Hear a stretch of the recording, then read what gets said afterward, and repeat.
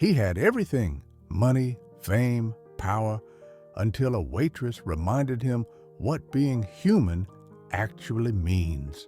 All right, picture this: a rain-soaked diner, a struggling waitress, and a man with no memory. Sounds like the start of a cheesy romance novel, right? Well, you'd be wrong. Dead wrong.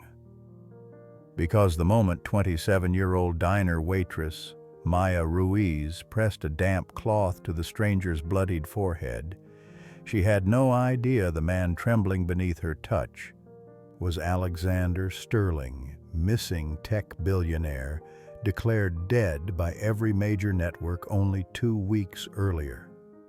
This wasn't just some random act of kindness, it was a detonation. Within 48 hours, that single selfless gesture would not only turn her world upside down, but unlock a secret so profound it rewrote Alexander's entire identity, leaving Maya holding a key worth more than the entire Sterling family fortune. Trust me, you're going to want to stick around for this one, because the final twist, nobody saw it coming. Quick pause here, because if you're anything like me, you love those real feeling stories about ordinary people stumbling into extraordinary situations. If that's you, do yourself a favor. Tap that subscribe button and drop a comment telling us where you're tuning in from. Seriously, it takes 2 seconds, helps us keep the lights on, and lets us know you're enjoying the ride. Now back to our story. Maya's alarm didn't just ring, it screamed at 4:15 a.m., same as always, a shrill, unwelcome intrusion into the pre-dawn quiet. She didn't just roll out of bed. She practically tumbled off the worn couch that doubled as her sleeping quarters, the springs groaning a familiar protest. Her first act, a ritual born of necessity, was to fold the thin, threadbare blanket with almost military precision, as if tidiness could somehow impose order on the chaos of her life. Then she padded over to the windowsill, her gaze falling on the small, chipped ceramic jar. Inside, $43 and a handful of loose coins, a pitiful sum. A stark reminder that her mom's weekly medication cost a staggering $280. The math never worked out. It was a constant gnawing worry. She pulled on the same black sneakers she'd glued back together 3 times, the faint shimmer of dried adhesive visible in the dim light. The coffee she brewed wasn't fresh. It was the second, sometimes third use of the same grounds, a desperate attempt to stretch every last resource. The taste was weak, but the caffeine was a non-negotiable requirement for the 2-mile walk to the 24-hour diner. Every step was a calculated decision. The bus fare, a precious $2, was money she simply couldn't spare. It felt like walking away from a tiny piece of her future every morning. Maya had been working doubles, sometimes even triples, ever since the factory, the one that had employed her mother for 20 years before laying Maya off with a curt form letter, had closed its doors. The tips were lean, often barely enough to cover the gas bill, but the regulars? They liked her smile, genuine despite the exhaustion and the uncanny way she remembered their orders, even the obscure ones. Just a splash of almond milk, Maya, not too much, they'd say, and she'd deliver every time. What they didn't see, though, was the eviction notice tucked discreetly inside her purse, a constant crinkling weight against her hip. Or the second, more ominous notice from the power company threatening darkness if she couldn't come up with the funds by Friday. Still, Maya greeted every customer with the same upbeat, almost defiant, "Morning, what can I get started for you?" Because she knew deep in her bones that pity didn't pay bills, and while kindness might be free, it was also sometimes the only thing she had left to give. It was a shield, a strategy, and a tiny act of rebellion, all rolled into one. She was a woman with nothing left to lose, and sometimes that made you the most dangerous kind of brave. That Thursday, the weather mirrored Maya's mood miserable. Rain didn't just fall, it lashed against the diner windows in sheets, blurring the already dreary streetlights into watery halos. Traffic was thin, a blessing and a curse for a waitress living on tips. So Maya busied herself restocking ketchup bottles, wiping down booths that were already meticulously clean, her movements a rhythm against the dull thrum of the rain. The clock on the wall, a relic from the 70s, ticked past 11:17 a.m. when the bell above the door jingled a surprisingly cheerful sound in the gloomy atmosphere. A man stepped in, or rather stumbled in a human embodiment of the storm outside. He was soaked to the bone, his expensive-looking suit plastered to his frame like tissue paper, clinging to every sharp angle of his body. His left shoe was split at the sole, a gaping mouth revealing a sodden sock. But it was his eyes that caught Maya's attention. They darted around the brightly lit diner, wide and unfocused, as though he'd never seen fluorescent light before, or perhaps as if he expected it to vanish at any moment. He didn't walk so much as shuffle, eventually sliding into corner booth 6, the one tucked away from the main thoroughfare. His hands, Maya noticed, were shaking badly enough that the menu he picked up rattled against the cheap Formica table. A shiver not from the cold went down her spine. Maya approached her order pad, already open, pen poised. Coffee to start, she asked, her voice automatically bright, despite the oddness of the situation. He looked up, and the confusion on his face wasn't just a fleeting expression. It was a deep, unsettling cloud. His brow furrowed, eyes still wide, searching. I don't know what I like," he whispered, his voice raspy, almost childlike. This wasn't quirky or flirtatious or even evasive. This was raw, genuine fear, a man utterly adrift. It was a confession, not an answer. Without a word, Maya poured coffee anyway, her movements practiced and fluid. She added a dollop of cream, just enough to lighten the dark brew, and then watched as he stared at the cup like it was an alien artifact, a strange, unknown object from another world. He picked it up, his hand still trembling, and brought it to his lips, but didn't drink. When he tried to stand, perhaps to leave, his knees buckled violently.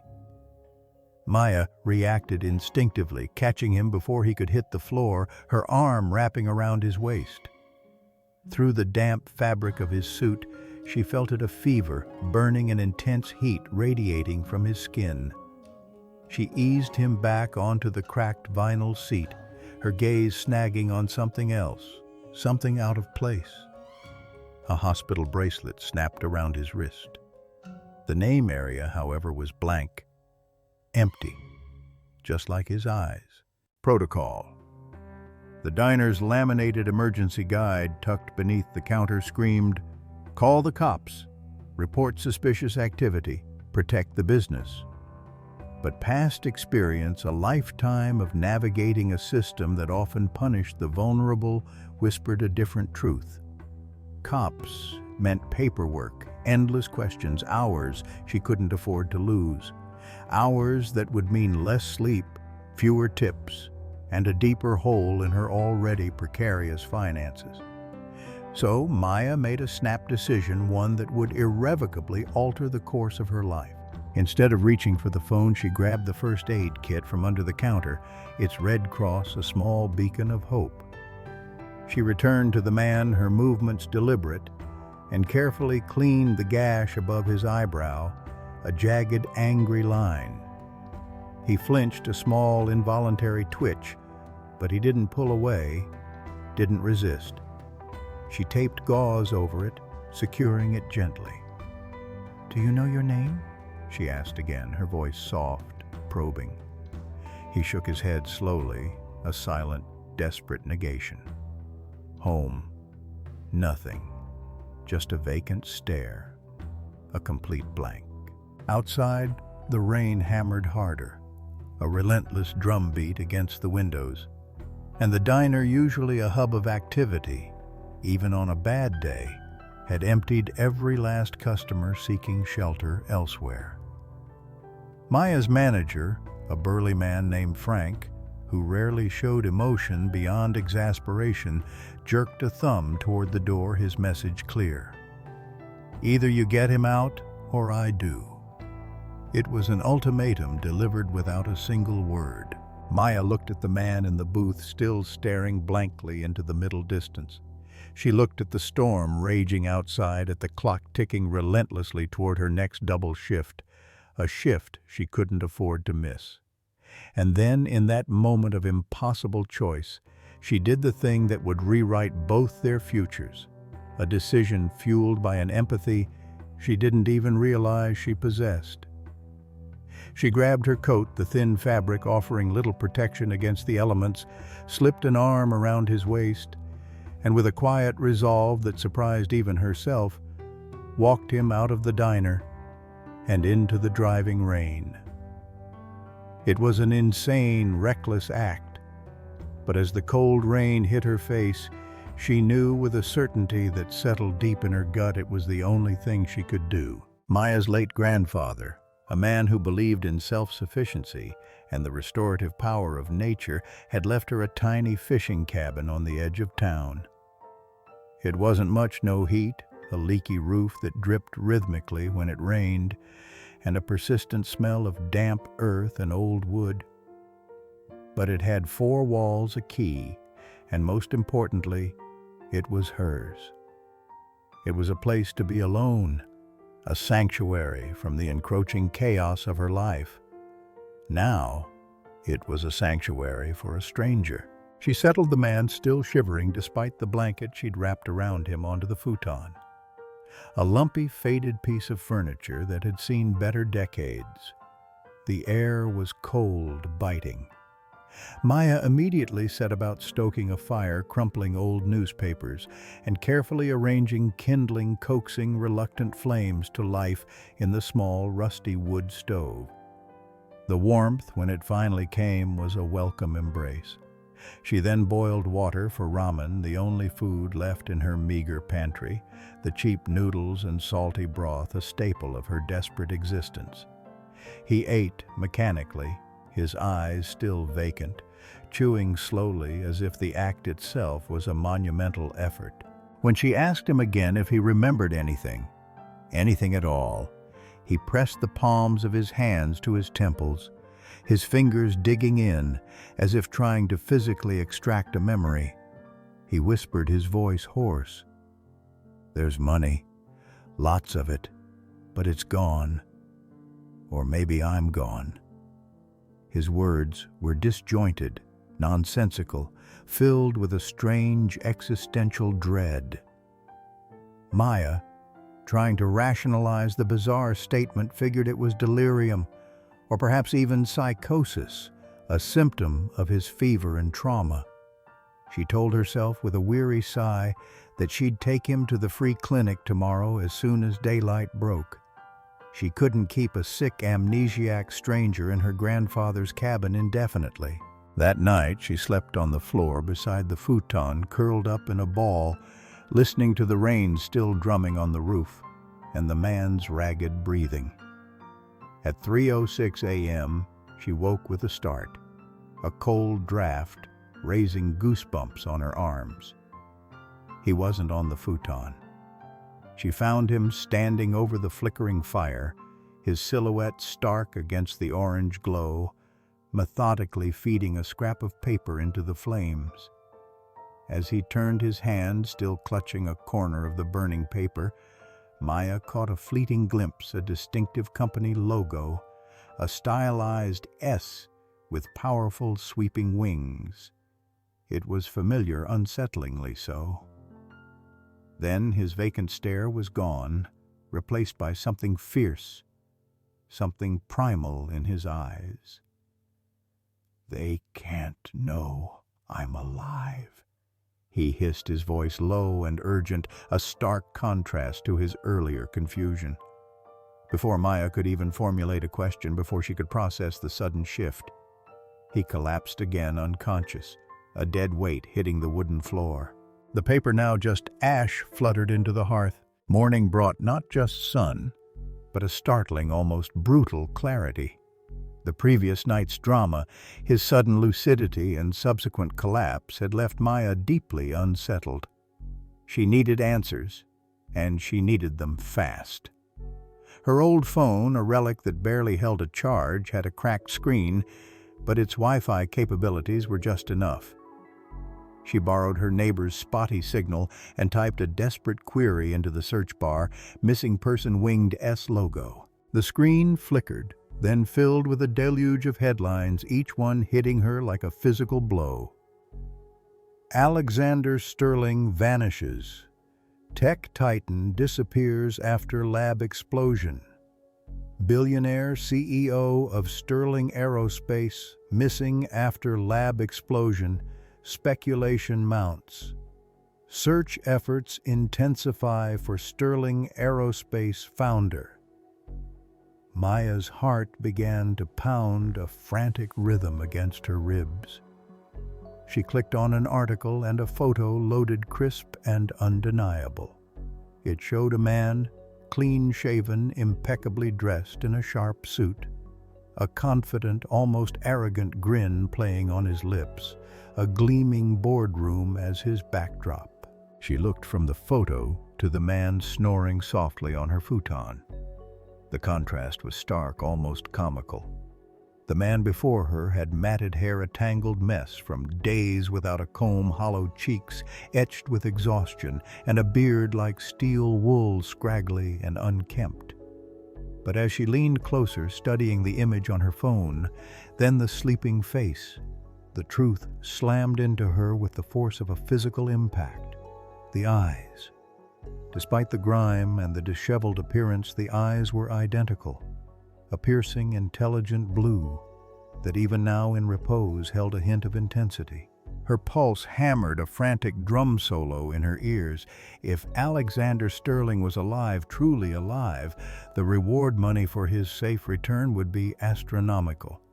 It could save her mom pay off every debt, buy a real bed, a new life. It was everything she had ever dreamed of, a literal lifeline. The thought, cold and calculating, was tempting. So tempting. Yet something held her back from dialing the tip line, from claiming the bounty. Maybe it was the way he'd clutched that thin, threadbare blanket all night, like it was the only thing tethering him to existence. Or how he'd whispered a soft, raw please when she'd wiped sweat from his feverish face.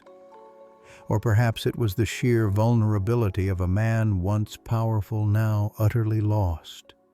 She couldn't shake the image of him feeding the paper into the fire, the fear in his eyes, the urgent plea, "They can't know I'm alive."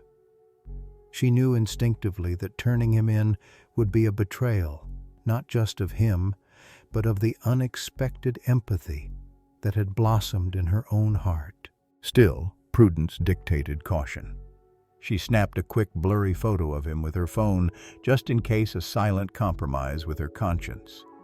Then, with a knot of conflicting emotions in her stomach, she slipped out to buy groceries, oatmeal, bananas, cheap multivitamins, leaving a hastily scrawled note on the futon, "Back soon. Don't open the door for anyone."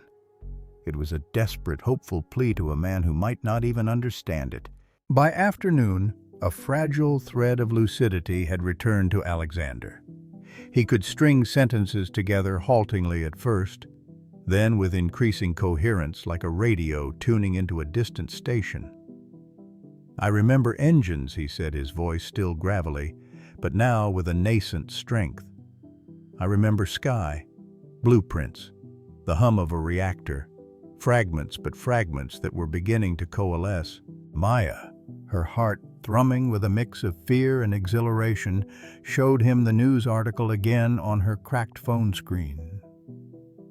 He stared at it, his head tilted slightly like a dog hearing a distant, unfamiliar whistle, trying to make sense of the sound.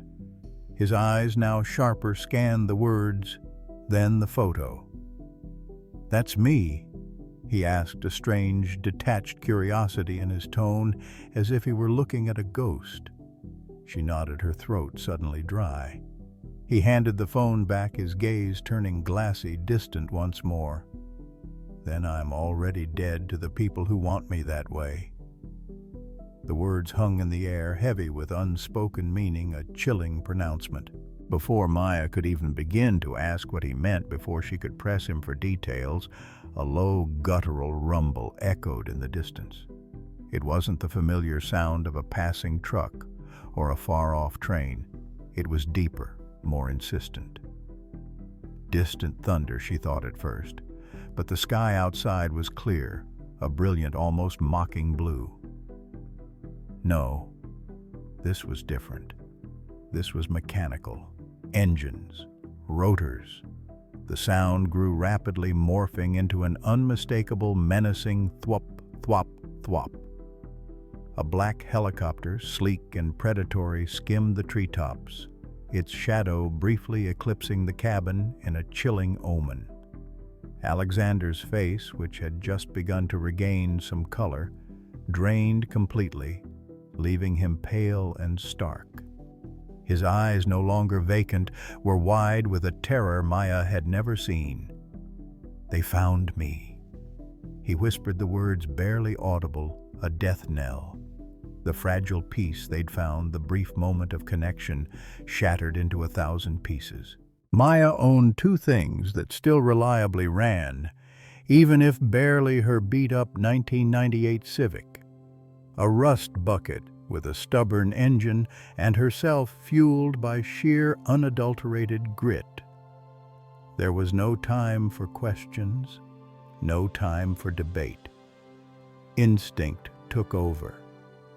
She grabbed Alexander, shoved him unceremoniously into the passenger seat, the worn fabric groaning under his weight, and tore down the narrow, winding back roads she'd learned by heart, delivering pizzas in her teenage years. These weren't main arteries. They were forgotten capillaries, overgrown and rarely used, a network of escape routes, known only to locals. Alexander, still dazed, but now propelled by a primal fear, braced himself against the dashboard, his hands gripping the cracked plastic. He muttered a stream of coordinates, disjointed numbers and letters like a broken GPS, his voice a frantic whisper. Maya didn't ask questions. Adrenaline, a potent cocktail of fear and focus, did the driving. She swerved, accelerated, and navigated the treacherous turns with a reckless abandon she didn't know she possessed. 20 minutes later, heart hammering against her ribs, she spotted it, an abandoned barn, its skeletal frame silhouetted against the setting sun. They ditched the Civic behind it, wiping down every surface they might have touched, a futile but necessary gesture. Then, without a backward glance, they plunged into the dense pine thickets, the needles scratching at their clothes as the chopper circled ominously overhead, its searchlight cutting through the deepening twilight. Night fell cold and unforgiving. They sheltered under the gnarled, hollowed-out trunk of an ancient oak, its branches a twisted canopy against the inky sky. Maya, ever practical, shared the last granola bar, breaking it precisely in half. The silence, punctuated only by the distant thrum of the helicopter and the rustling of unseen creatures, was heavy. "Who's after you?" she finally asked, her voice barely a whisper. Alexander stared up at the sliver of stars filtering through the branches, his eyes distant, haunted. "My board. My brother. Maybe myself." He rubbed the hospital bracelet still clutched around his wrist, a gesture that spoke volumes, as if it were not a medical band but a pair of handcuffs, binding him to a past he couldn't recall. "I was building something clean propulsion, world-changing energy, and someone decided the world wasn't ready for me to change it." He sounded certain, utterly convinced of his own paranoia. Or perhaps she thought he wasn't paranoid at all. Maya's instincts screamed caution, urged her to run to protect herself from this man and the dangerous world he inhabited. But her gut, that deep, intuitive sense, told her he believed every single word. There was a raw, desperate honesty in his voice that transcended the bizarre nature of his claims. She was in too deep to turn back now. Over the next 3 grueling days, they became ghosts, moving only at dusk when shadows offered cover and the world seemed to hold its breath. They crashed in deserted campgrounds, the chill seeping into their bones. Then in anonymous hostels, where the air was thick with the scent of stale cigarettes and desperation.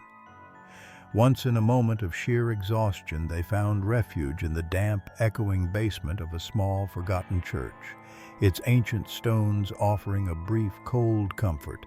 Alexander's memory, once a vast, empty expanse, began to return in jagged, painful shards like broken glass.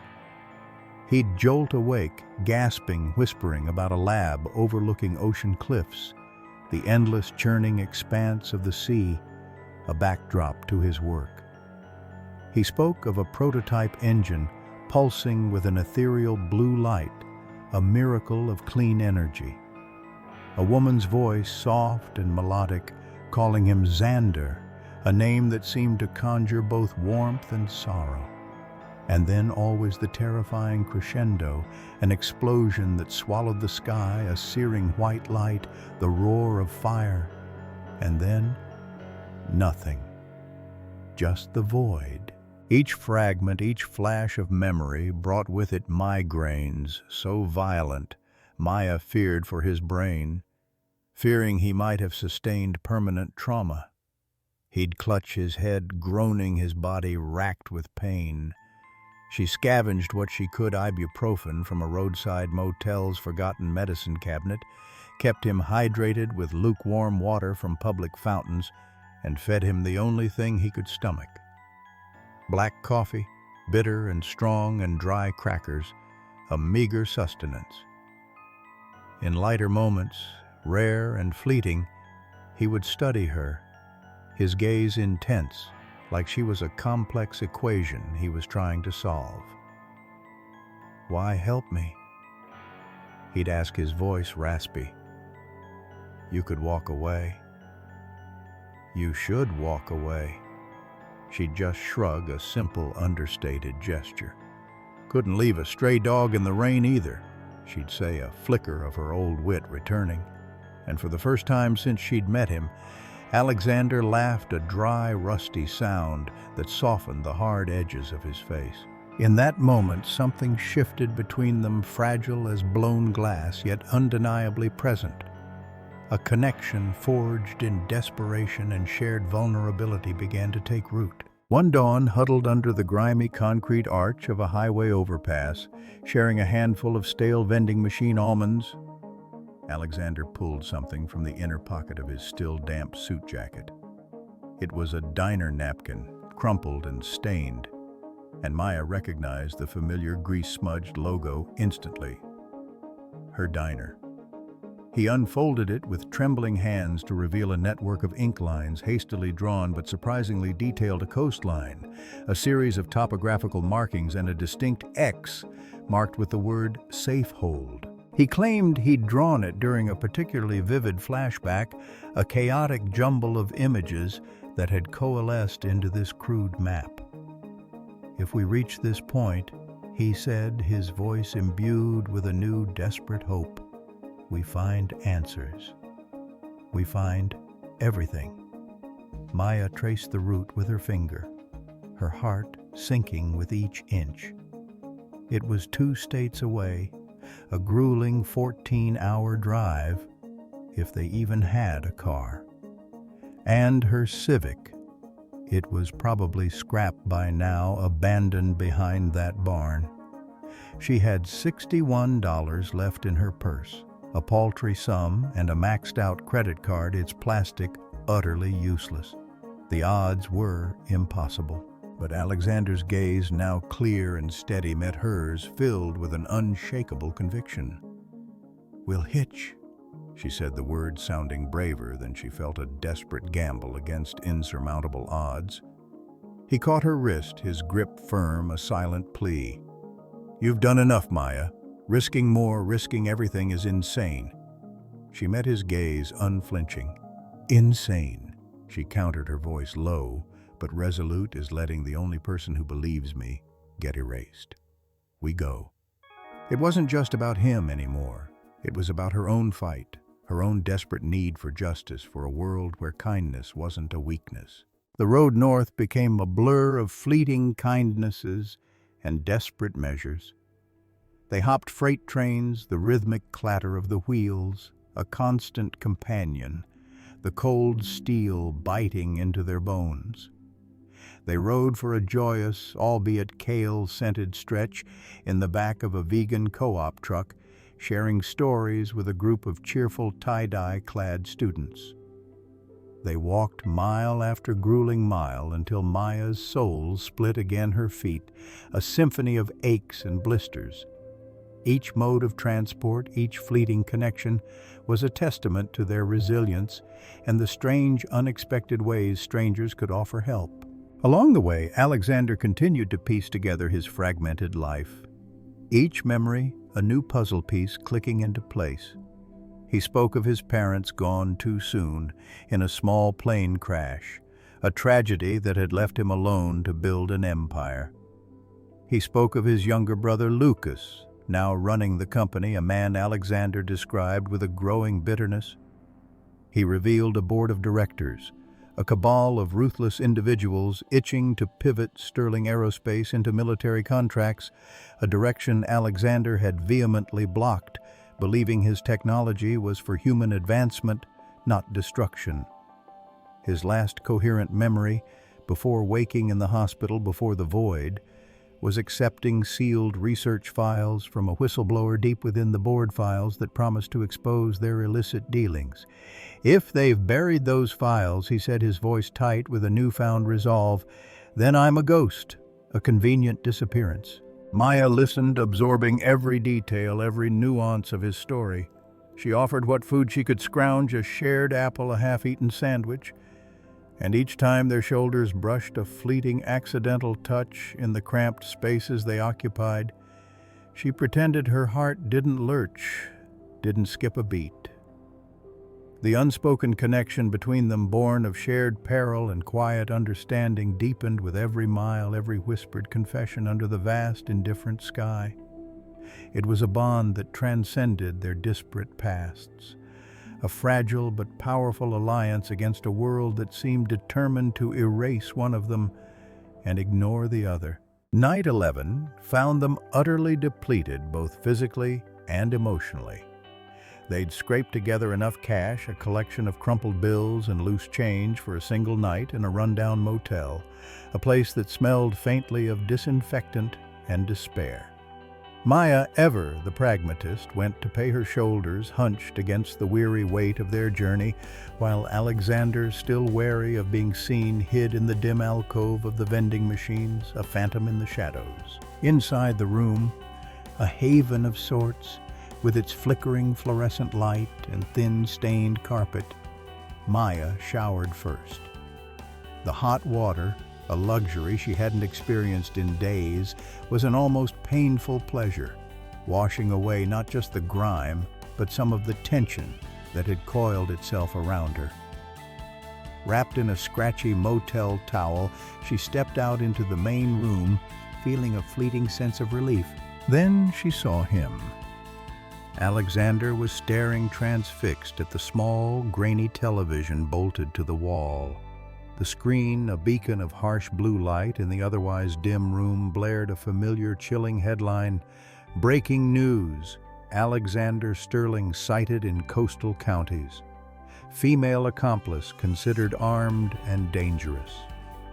His face filled the screen, not the disheveled, haunted man beside her, but the clean-shaven, confident corporate headshot from the news articles.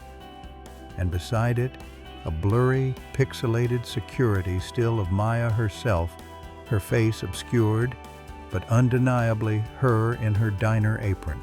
Her knees weakened, a sudden dizzying wave of nausea washing over her. The towel slipped slightly.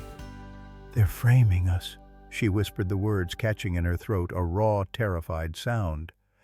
Alexander, his face a mask of grim determination, muted the TV, the sudden silence amplifying the frantic beat of her heart. "Framing me," he corrected his voice, low, cold. "Using you." She sank onto the edge of the bed, the cheap springs groaning under her weight. "We go to the cops." She began, a desperate, fading hope. "We explain everything." He shook his head, his jaw tight. "Cops work for the board now, Maya. They've got everyone in their pocket." His voice, usually hesitant now, carried a steely resolve she hadn't heard before, a chilling certainty that left no room for argument. "We reach Safehold. We upload the data. Then and only then will the world listen." The world, she realized, was a much more dangerous place than she had ever imagined. They left before dawn, ghosting out of the motel like fugitives cutting across dew-kissed blueberry fields. The sweet, earthy scent a stark contrast to the bitter fear in Maya's stomach.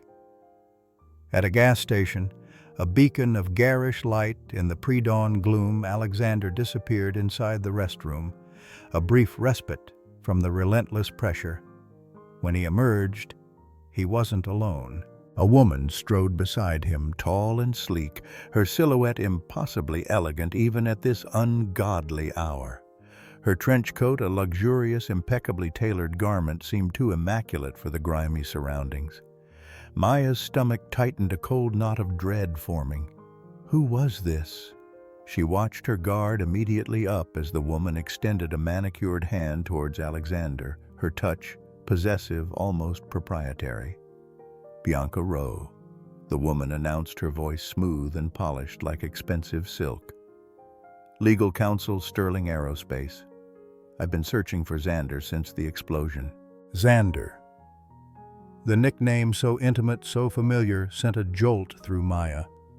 It was the name Alexander had whispered in his fevered dreams, the one only family used. Maya noticed the subtle flinch, the almost imperceptible tensing of Alexander's shoulders at the sound of it, a flicker of discomfort. Bianca, oblivious, or perhaps deliberately ignoring it, continued, her tone oozing a false warmth like a cat claiming a favored cushion. "We have a car. We have time. Let's fix this." Maya felt suddenly acutely small. Her borrowed hoodie, stained and worn, felt like a costume, a stark contrast to Bianca's designer attire. Her unwashed hair, her tired eyes, the faint scent of stale motel air clinging to her. She was a diner waitress, a nobody thrust into a world of billionaires and corporate intrigue. Yet despite the wave of insecurity she followed, because the road she knew only moved forward, there was no turning back now. Bianca's car, a sleek bulletproof Tesla that hummed with silent power, sped north, devouring the miles. Inside its insulated cabin, conversations happened over Maya's head, a dizzying whirlwind of technical jargon and corporate machinations, shell companies, shell games, shell explosions. Maya slumped in the back seat, listened, trying to piece together the fragments. She learned that Safehold wasn't a place, not a physical location on a map, but a decommissioned NORAD bunker, a relic of the Cold War, bought by Alexander for his highly secretive off-grid research. Bianca claimed the whistleblower files, the ones Alexander had mentioned, were stored there deep within its fortified walls. Files Bianca insisted that would prove the board had sabotaged the lab, orchestrated the explosion, all to remove Alexander and clear the path to sell military patents. Patents Alexander had fiercely opposed. In this high-stakes game, Maya's role, it became chillingly clear, was expendable. Alexander's role, martyr. A convenient disappearance, a tragic accident. and Bianca's role, savior, at least in her meticulously crafted version of events. There was a cold, calculating edge to her narrative that unsettled Maya, a practiced ease with manipulation that sent shivers down her spine. They reached the bunker at dusk, a massive, imposing structure half buried in the earth, camouflaged by dense forest. Security doors, thick slabs of reinforced steel, hissed open to retinal scans, complex biometric authentication that Alexander didn't even remember setting. Inside, the air was cool, sterile, filled with the low, hypnotic hum of servers, a sound like a million digital beehives buzzing with untold secrets. Bianca led them deeper down into a sub-basement lab, a cavernous space filled with gleaming equipment and flashing lights. On a steel table, bathed in the harsh glow of overhead fluorescence, sat a sleek black device no bigger than a hard drive, yet radiating an almost palpable energy. The prototype memory core. Bianca announced, her voice echoing slightly in the vast space, a note of triumph in her tone. Xander, you designed it, to store human consciousness. The board wanted it weaponized, turned into a tool of control. You refused. And then, boom. Maya stared at the gadget, then at Alexander, her mind struggling to comprehend the implications. You erased your own memory. She breathed, the realization dawning on her, cold and horrifying, to protect the design. Bianca smiled, a thin, cold curve of her lips that didn't reach her eyes. He asked me to pull the trigger, she said, her voice chillingly casual. I obliged. The words hung in the air, a declaration of ultimate betrayal. Before Maya could even process the full, horrifying implications of Bianca's confession, before the full weight of the memory core's purpose could truly sink in, Bianca produced a pistol. It appeared as if from nowhere, a sleek black extension of her manicured hand. Sorry, Xander, she said, her voice devoid of any genuine remorse, a chillingly professional tone. But the board upped the bounty. Alive is optional. Without a moment's hesitation, she leveled the gun at Alexander's chest, her finger already tightening on the trigger. Maya reacted without thinking, a pure, unadulterated surge of instinct. Her body moved before her mind could register the danger. She lunged, a desperate, clumsy leap, knocking Bianca's elbow hard. The shot, deafening in the enclosed space, rang out, the bullet burying itself with a sickening thud into the towering server racks behind Alexander. Sparks flew, a shower of angry light, and the air crackled with the smell of ozone. Alexander, jolted back to full awareness by the near miss, tackled Bianca. They crashed into equipment, a tangle of limbs and fury, the impact sending alarms screaming through the bunker, a cacophony of piercing sirens. Sprinklers erupted overhead, drenching everything in a sudden cold downpour. Maya, her heart hammering against her ribs like a trapped bird, scrambled, her eyes fixed on the memory core lying discarded on the steel table. She snatched it up, its cool, smooth surface a strange comfort in the chaos. Bianca, surprisingly agile, scrambled away from Alexander, her eyes glinting with a savage fury. She seized a tablet from a nearby console, her fingers flying across its surface, and initiated a lockdown. Steel shutters, massive and unyielding, slammed down with a resounding clang, sealing off exits, plunging parts of the bunker into an eerie, strobe-lit darkness. In 60 minutes, this place floods with halon. She sneered, her voice cutting through the din of the alarms, a cruel, triumphant sound.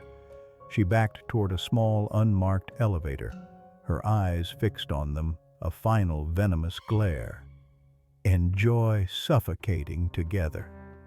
The doors hissed shut, swallowing her whole. Silence descended, thick and suffocating, broken only by the continuous shriek of the alarms and the relentless spray of the sprinklers. They were trapped, Red strobes, harsh and pulsing, bathed the corridor in an apocalyptic glow, painting everything in shades of crimson and black. Alexander slumped against the cold, damp wall, his breath coming in ragged gasps. A dark stain bloomed rapidly on his sleeve where a ricocheted bullet had grazed him, a cruel reminder of Bianca's ruthlessness. "She was my lawyer," he muttered, his voice dazed, laced with a profound, disbelieving pain. "My friend." Maya, her own fear momentarily pushed aside by a surge of fierce protectiveness, tore a strip of fabric from her hoodie, crude but effective. She pressed it firmly against the wound, staunching the flow of blood. "Focus," she urged, her voice sharp with urgency. "We need air. We need power. We need a door." He looked at her, his eyes, despite the pain and the daze, clearer than she had ever seen them, a spark of his former brilliance returning. The core he rasped, gesturing weakly to the device clutched in her hand. "Plug it into the mainframe. It's also a skeleton key, a master bypass." She hesitated, her mind racing. "You sure?" she asked, the question laced with doubt. "I designed it," he said, a faint, almost imperceptible grin touching his lips, a ghost of his old confidence. "I think."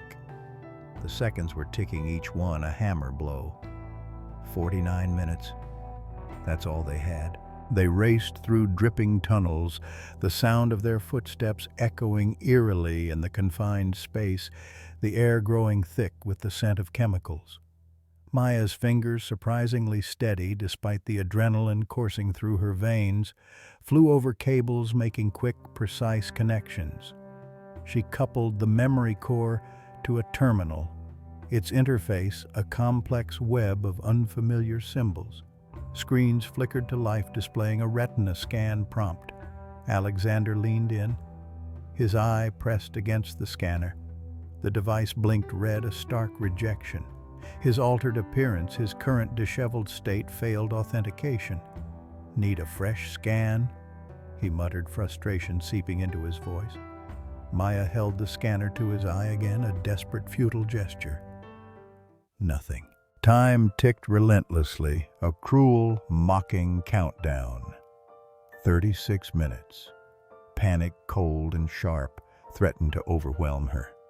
She swallowed it down, forcing herself to think. "If you stored a backup of your consciousness," she said, her mind grasping at straws, "maybe it remembers. Maybe it can authenticate." Alexander blinked, a flicker of understanding in his eyes. "Initiate neural bridge," he commanded, his voice gaining strength, his mind already calculating. Maya typed the command, her fingers flying across the virtual keyboard, praying to a god she wasn't sure she believed in. The screen flashed, "Upload 1%. The impossible had begun. Progress crawled, an agonizingly slow crawl that felt like an eternity. Each percentage point, each flicker of the digital counter was a battle against the suffocating clock. At 14%, Alexander convulsed violently, his body arching, his eyes rolling back until only the whites were visible. It was a terrifying primal response to the neural merge, a struggle between his current amnesiac self and the torrent of memories flooding back. Maya braced him, her arms wrapped tightly around his shaking frame, whispering encouragement, her voice a desperate anchor in the storm. "You've got this, Xander. Hold on." Data streamed across the screen, a dizzying blur of code and images, a life being reconstructed in real time. Childhood birthdays, vibrant and joyful. The exhilarating rush of IPO celebrations, the champagne flowing, the roar of the crowd. Complex equations scribbled on the condensation of a yacht's window, a mind constantly at work, always innovating. A woman's lullaby, soft and melodic, his mother's voice, a memory so tender it brought tears to Maya's eyes. At 27%, Alexander stilled his body, relaxing his breathing, evening out, deep and steady. The worst of the physical trauma seemed to have passed, replaced by a profound, almost meditative calm. But the system, too, was struggling. At 41%, the upload stalled the progress bar, freezing in place. Coolant fans whined, then sputtered the machinery, overheating under the immense strain. Maya, her own desperation mounting, slapped the rack with the flat of her hand, a futile but cathartic gesture. "Come on," she cried, her voice raw. At 58%, just as despair threatened to consume her, Alexander's eyes snapped open. They were no longer dazed, no longer vacant.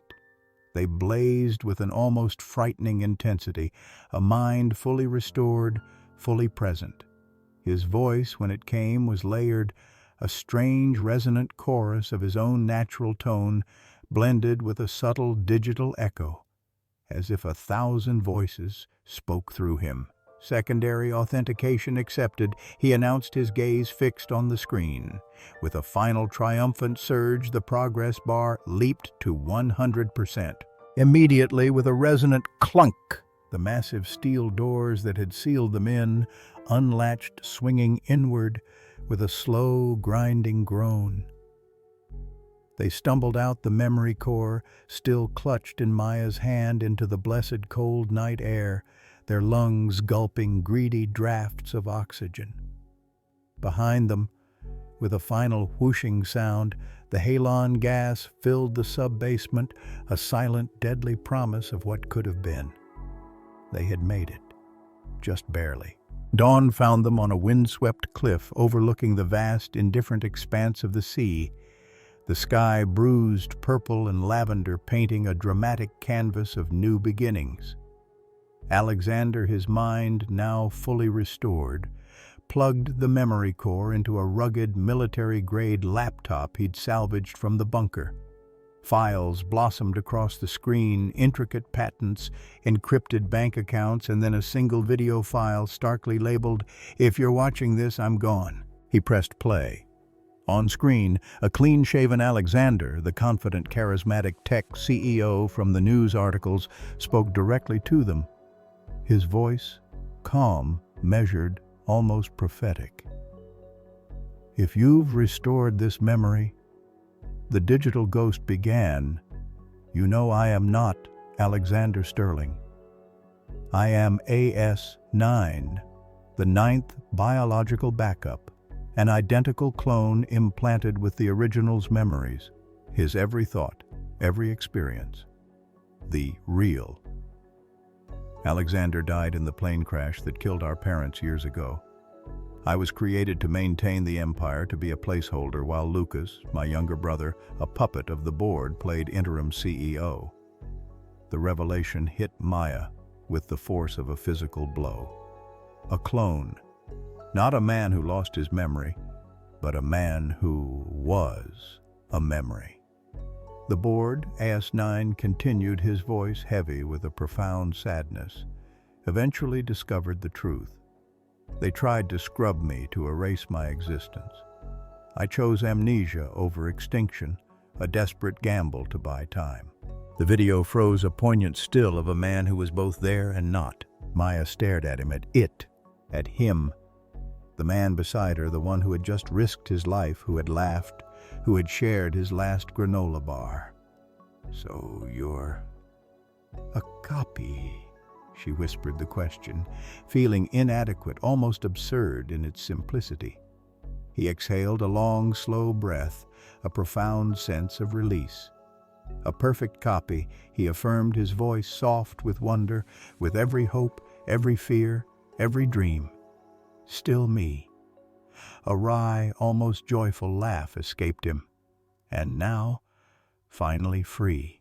She absorbed the weight of it all. The man she'd protected, the man she'd risked everything for, wasn't merely a billionaire with amnesia. He was a living blockchain of identity, a testament to the terrifying possibilities of advanced technology worth more than money.